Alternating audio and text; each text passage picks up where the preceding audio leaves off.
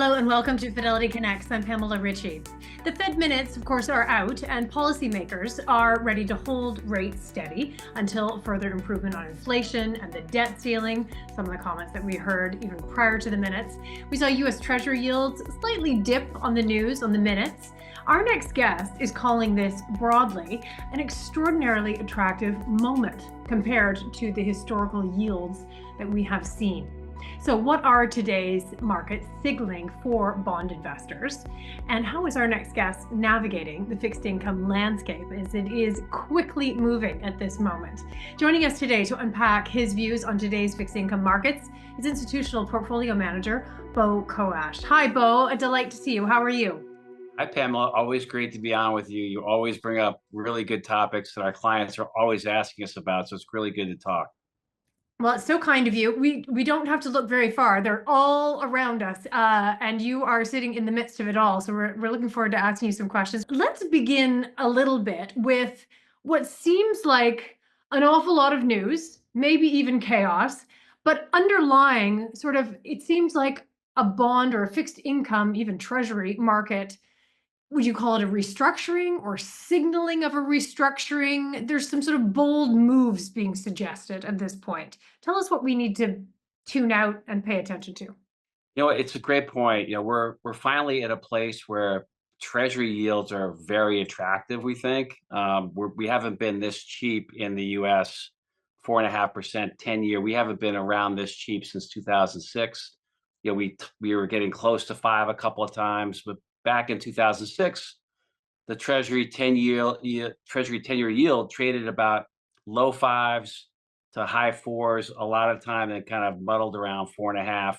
So this has been a kind of a historic opportunity to think about bond yields as a positive, good for savers. The real rate is above 2% for the first time. You have to go back to 2022 is negative. We had a negative 20 bips to start the year on 10-year real yields. So now you finally have a good environment for savers, which is great. So we think it's just an all-in, reasonably good time to be investing in bonds.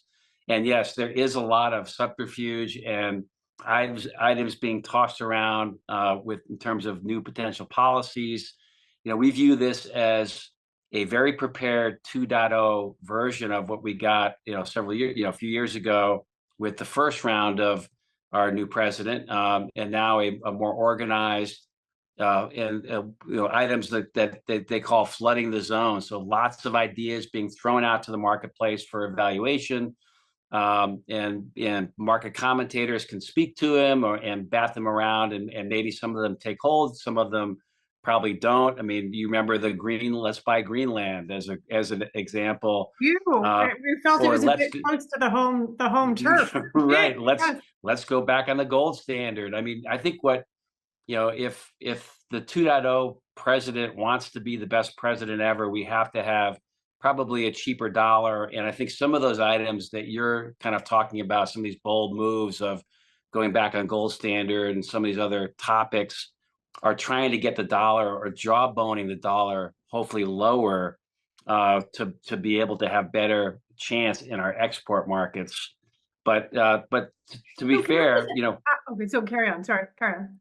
no, but to be fair, there's the ambition is to become the greatest president of all time. So we're thinking about that as investors and trying to be as diversified as we can because we don't know what is going to happen with all this chat around all these different topics. We've never had so many items that we've had to debate and deal with on the agenda this early in a presidency. So it's kind of fun. It's exhausting. It's tiring.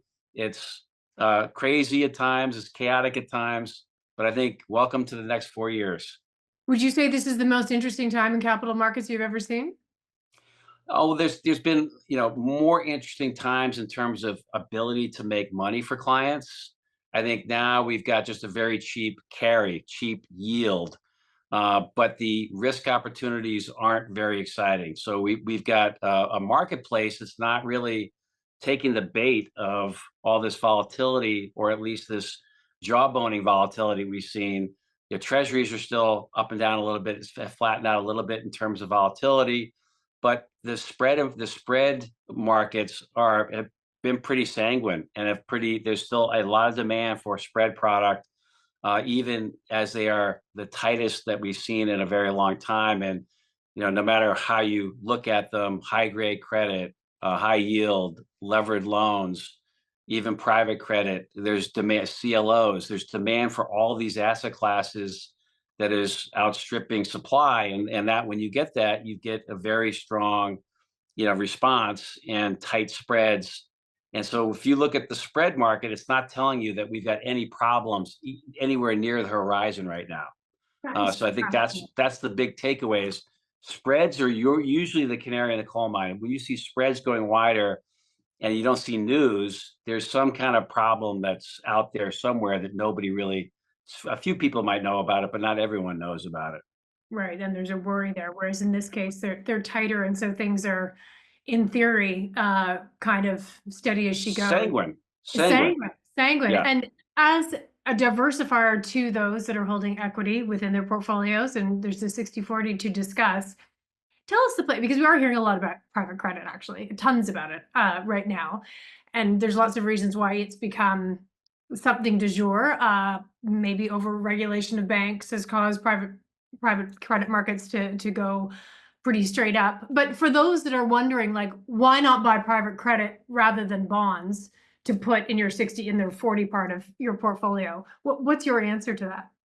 Okay, so let's go through some of the pluses and minuses of private credit. Private credit, obviously, you're very cheap. You don't have a lot of household names though, and you're not going to recognize a lot of those names that are the lenders on private credit. So you'll see a list of companies. They're mostly in the mid market, smaller type companies. So you're not going to recognize, like the investment grade bond market. All the names you pretty much, well, 80% of them you probably recognize. So you've got that going on. You've also got illiquidity. So on the negative side, another one would be illiquidity, and you can't sell when everyone else is selling, or because if bonds don't look attractive, you can sell your bond fund, but you may not be able to sell your private equity portion. You won't be able to sell it. So that's loans you might be able to sell if you have a liquid mutual fund in high yield loans, but definitely not in private credit. So you're going to have that until that LP gives all the money back. And so that's what you have to deal with. So if you've got short-term needs for your capital, it's probably not a great place. If you have a lot of patience and you want double-digit returns, they're very attractive. You got a lot of great managers out there. Defaults have stayed pretty low. We still see defaults, lower than typical history of 3 to 4%. You've also got the one of the reasons why private credit has done so well is you got the private equity complex supporting the private credit complex, and because of that, they've had a lot of liability management exercises. That's a fancy word for basically extending terms to those companies if they can't afford the interest payments. So there's just a lot more flexibility. Instead of taking that company into bankruptcy, the private equity complex will just extend it, and terms will be extended by by the lender group, and everyone's happy because nobody's taking a hit on the private equity NAV. So it's just an interesting way, and that might be too complicated, but I think Well, it's pretty straightforward. no, it is, and it's do you see, with deregulation, which includes deregulation of the banks, and the banks have, on the equity side of things, have flown off the Trump administration's reelection. Do you think that stems the flow into private credit at all? Just No, because I no. think you were spot on. You absolutely targeted that. It's absolutely the deregulation. This has been years of building, and now private equity has momentum. A lot of the big pension plans, even up across up in Ontario, they have a lot of private equity, a lot of private credit. I think this is here to stay, and the banks will have to compete, in that space and give pretty good terms. The companies can redo their loans if spreads tighten, if rates tighten. There's a lot of flexibility for these companies now. So I'm not sure the banks they ever gave the companies that much flexibility. That's so interesting. Okay, so let's go through a little bit of who's in charge right now. You're watching policy being made, which is going to affect the Treasuries market unquestionably. We saw Scott Bessent, the new Treasury head of Treasury, say that not immediately going to be issuing longer term bonds. What did you think of that? He didn't seem to give a time really stamped to that, but he's not. He's kind of continuing with the policies of the previous administration at this stage. Yeah, I think if rates were lower, he'd be saying the opposite. So lock in lower yields. I think with rates higher, yeah, that jawboning is helping keep the 10-year yield around 4.5% because nobody's afraid of more issuance out the curve, which would cause yields to go higher. And so I think the job is getting done. I think I heard an interesting comment from one of our macro analysts this morning where she thought that the Fed was no longer the real story. They're kind of locked into this, can't really do much with rates at this point. Can't, there's not enough evidence to raise them because inflation's not kicking up much higher, but we really can't reduce them anymore because we're doing pretty well from an economy perspective, but really thinks that there's other things in charge, and things like flow of funds and things like maybe the Treasury itself will be kind of more the focus point for the next several quarters than the Fed has been. Everyone's been so locked in on the Fed for the last several years. Now it might be time to focus on other kind of leading indicators, which would be maybe Scott Bessent and the activities of the Treasury. Really interesting. What might they do? It's not clear. We know some things about Scott Bessent. You and I were talking a little bit Mm. about his previous kind of activities as a hedge fund manager. He knows the system really well. He knows how to make money in that system. I think he can use those same ideas to help make sure that we're keeping yields low, that we're doing all those things to make sure we're kind of in a good place. Because at the end of the day, we need yields to come lower. You saw the home sales were again had a tough number. At 7% mortgage rates, which is not going to have a lot of activity from, and the divide will keep splintering. Who can afford a home? Who's people are paying cash versus the people who need to get a mortgage not going to be able to do that. So it's just a very not a great playing field right now in terms of that element. And I think there's definitely a need to get yields lower at some point in time. So, but U.S. Treasuries are your highest conviction, would you say, within Yeah, the I yeah. think U.S. Treasuries today, given the current yields, are our highest conviction idea. We have never had so many Treasuries in our multi-sector portfolios as we do today. What could happen to treasuries, to the portfolio that you're managing, to everything, if there is a bit of a risk hiccup, which is not a 0%, it's never a 0% chance of it not happening. But what are your thoughts on sort of the riskier parts of the market within equities, with bonds being the ballast?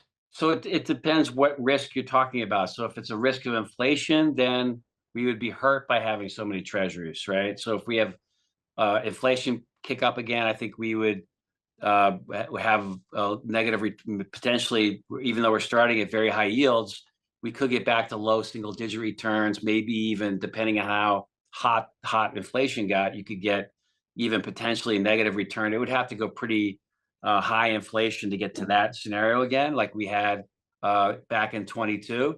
We're But feeling then, it in eggs and insurance right now, but right, no, get eggs. So yeah.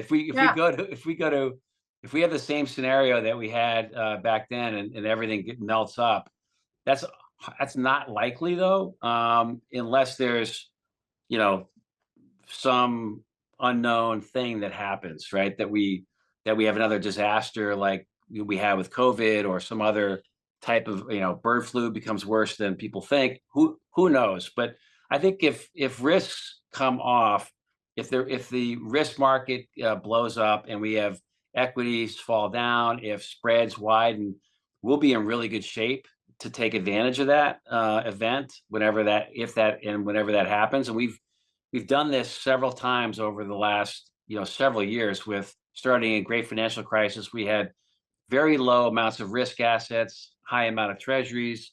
Same thing that happened during the European credit crisis.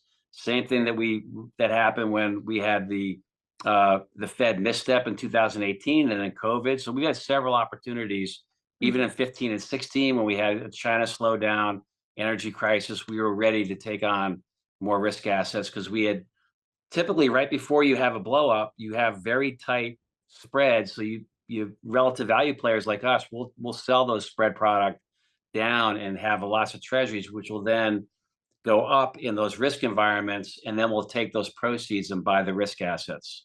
Okay, super interesting. If that were to happen, I want to just ask a thought on whether you think President Trump looks more closely at the equity market and its performance to the upside, or the 5-year, or sorry, the 10-year yield. So I think that he said multiple times over the last several weeks. He mentions the stock market. He very rarely mentions the 10-year treasury, but I think he's got a heat map in his brain that if stocks are way up and it's bright green, that he's very happy. And so I think he's definitely connected himself to the stock market. We saw that many, many, many times during the 1.0 version. And I think you're already seeing a lot of discussion about that uh, kind of as his success gauge already in the 2.0 version. So it's for him, he'll let Scott Bessent worry about the 10-year. He's focused on making sure that, he's doing everything he can. That's why he's focused on the dollar. That's why he's focused on all these ways of saving money. So we don't have a issue around paying back our debt. And so there's lots of things that he'll do to make sure that the equity market is doing okay, I think. So within the discussion of the dollar, let's go to sort of the currency story around the world. What is at least of interest of you? I don't know if what's going on in Europe is of interest to you. That's more an equity story at this point. But the trade story broadly, we are living under the threat of tariffs in Canada, Yep. and trying to get used to it. But it feels heavy. I think it's fair to say. I So what do you think? Again, Canadian investors with Canadian bucks might want to be taking a look at within a fixed income portfolio. I think it's hard to bet on anything that's been said so far. I think Yep. there's been a lot of, potential things thrown out there, then taken back. Everything that's been thrown out there has been walked back so far to some degree. And so I think it's really hard. I think that's why our two best ideas is to be treasuries and diversified. So when I say that we've got a lot of treasuries, we also have risk on, but we have about the least amount of risk on that we've had in a long time. But Hmm. we also have a high treasury position. So we're kind of barbelled with a little bit of risk on, lots of treasuries, very diversified.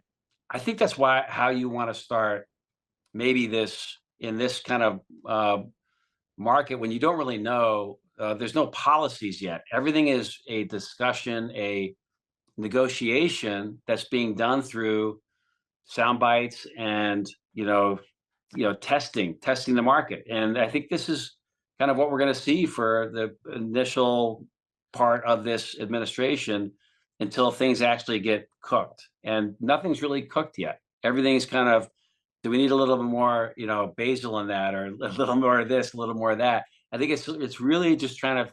I think there's a lot of testing, prompting that's being done across the board, and I think it's really. I would say stay away from betting heavily on anything that's been said to date, because there's nothing really that you can hold on to And yet. use those 5 ingredient recipes, the simplest and the best, maybe. Yeah. Right, keep it Yeah. simple. So yeah, I think to your point, we're trying to keep it really simple, and we're not trying to overthink a lot of things. Some parts of the market are really cheap, not very many of them. That's the stuff that we like, and then we're diversified across the rest, and we're going to be nowcasters. So I think we may have talked about this concept before. If you try to forecast everything, forget that in this kind of market. There's so many things that are in debate right now that there's no actual data for. It's all debate and anecdote. That's hard to make money on those items. So we're trying to be nowcasters. Let's see what the market does. Let's see what the prices tell us, and then we'll react accordingly. If things get rich, we'll sell it. If things get cheap, we'll buy it. and go at it that way instead of try to get ahead of the Fed. No one can tell me what the Fed's trying to actually what they can and cannot do right now, given rates are pretty much locked in, and you know unless inflation kicks up again or jobs become weak again, that's what we have to wait to look for in terms of the Well, data. can we go there? But just quickly on jobs and Doge. Um, at the moment, initial jobless claims aren't really indicating anything one way or the other. But are you expecting job losses to creep into the economy, but ultimately to tilt what the Fed is focused on right now, which at the moment, as you mentioned, is inflation. But it might be labor again if there's a reason for it to Could be be. labor again. I think it's going to toggle, and we've just seen multiple companies come out and say, Amazon, Meta, Chevron. There's been enough, I think, Snap. There's been a bunch of companies that have come out and said we're going to do 10% job cut. JP Morgan is going to let go some folks, and not stop hiring as many people. Let's get efficient. I think there's a lot more of that happening, or at least the chatter of. Now, I haven't seen the numbers add up to being something that's dangerous for the jobs market yet. But if the leaders out there are doing this, Meta, JP Morgan, Amazon, then you think that the companies down the food chain are going to probably start thinking the same thing. So we'll see what happens. And then Doge are claiming that there's already some spikes. I think I've seen numbers up to 1,000 people that have lost their jobs or something like that through Doge. Who knows how accurate that is? They're mostly around DC. That's not enough to really, dent. I think there's something like 360,000 people employed by the government in and around Washington, D.C. I think you can look that up on Perplexity or one of the AIs. It's interesting to do, but if it's only 1,000 out of 360,000, it's not that much. Okay. So we're watching all those items for regional issues and things like that. But so far, Exactly. it's not a national issue on employment. Okay, fantastic. But I mean, it's the kind of thing we're glad you're watching, and we'll check in with you to sort of see if that changes over the months. And by the way, we've got our own proprietary employment data because we run about 13%, 14% of all the 401ks in the U.S. And so we do a twice a month jobs data off of that and a wage data, and it's showing benign slowing. And remember, it's only private, so it's not capturing anything in the government. It's showing what we would call benign slowing, but nothing falling off the table. It's definitely a slow rolling lower, but nothing dramatic. So that's kind of what we're seeing in that time series. It's fascinating that you guys, yeah, because you create that data and those are your clients, and so you can take a look at it and know even before the jobs report, which we all sort of wait with bated breath on. So this is interesting. Will private equity cannibalize into the mutual fund space and stock markets for investors who do not qualify for private equity or private credit? Well, I mean, private credit and private equity have done very well in the institutional space. They've taken a lot of mind share, and it makes a ton of sense when you're bringing a new fund, when you're raising a new fund. Everyone's got to stop what they're doing, focus on those funds, and say yes or no on them. And so it's not an evergreen. They're typically not evergreen vehicles. So there's been so much focus on them. Private equity has gotten so large, and therefore private credit has gotten large because that's the tool that the private equity teams use to fund their companies. So they've been able to develop this ecosystem together, private equity, private credit, and it's going to be, all of a sudden we've got a trillion and a half of private credit, a trillion and a half of high yield that hasn't grown in several years because private credit's grown instead and syndicated loans have grown instead because both loans or syndicated loans give the lender or the lendee a lot of flexibility to renegotiate their loans over time. Whereas I think I think you suggested like the old banking system, Yeah. there would be constraints on financial ratios. There wouldn't be that same flexibility to renegotiate, so on and so forth. So you're in this situation. The ecosystem now is big enough, strong enough, and it's working. And so I think private equity's got a big, axe to grind to make sure that continues. Interesting. Yeah, I mean, we're seeing it, well, I don't know if it's at the heights, but it's certainly at a high. What is the forecast for the 10-year yield if long-term debt issuance becomes necessary due to accelerated economic growth? And this is what Scott Bessent has sort of said he would do, but no, not in a hurry. So yeah, I think that it feels like that would be a bad thing for mortgage rates here if Right. rates went higher. I think that's kind of the Hail Mary pass that they would use in case they couldn't fund in the front end. I think they're only going to use the back end or the 10 years and beyond or the longer dateds.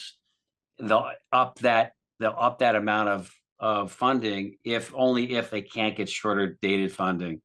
Um, we've got to be very careful about our coupon payments that we're paying out. If they're going to only get bigger over time because the lower coupons in the shorter maturities are rolling off every year.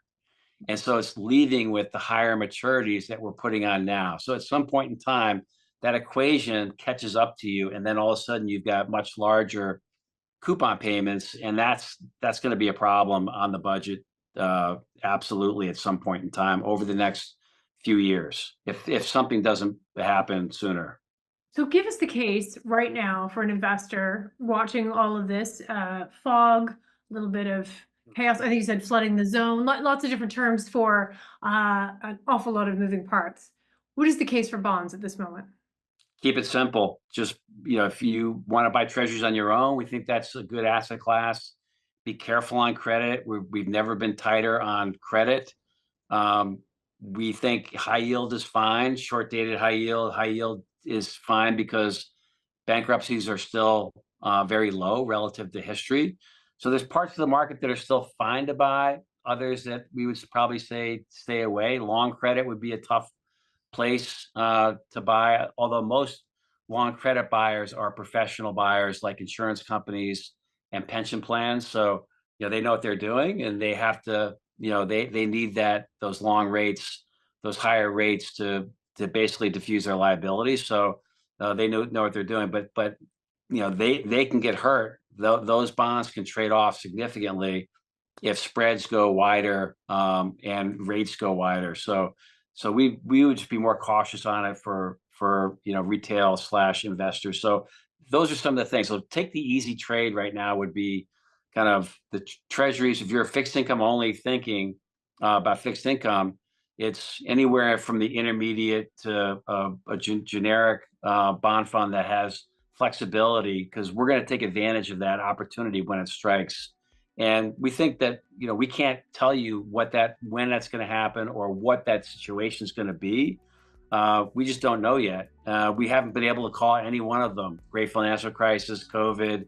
Nobody was calling for any of those, but we reacted really well to them and took advantage and created a lot of value for our shareholders. So I think either be in the cheapest stuff now or somebody who could take advantage of the flexibility at some point in time is the best advice. Fantastic. Beau Coash, thank you very much for presenting things in terms that are very easy to understand and adding the weight of your years of experience. All the best. Have a great weekend. Thanks, Pamela. You too. Thanks for listening to the Fidelity Connects podcast. Now, if you haven't done so already, please subscribe to Fidelity Connects on your podcast platform of choice. And if you like what you're hearing, leave a review or a 5-star rating. Fidelity mutual funds and ETFs are available by working with a financial advisor or through an online brokerage account. Visit fidelity.ca/howtobuy for more information. On fidelity.ca, you can also find more information on future live webcasts. And don't forget to follow Fidelity Canada on X. The views and opinions expressed on this podcast are those of the participants and do not necessarily reflect those of Fidelity Investments Canada ULC or its affiliates. This podcast is for informational purposes only and should not be construed as investment, tax, or legal advice.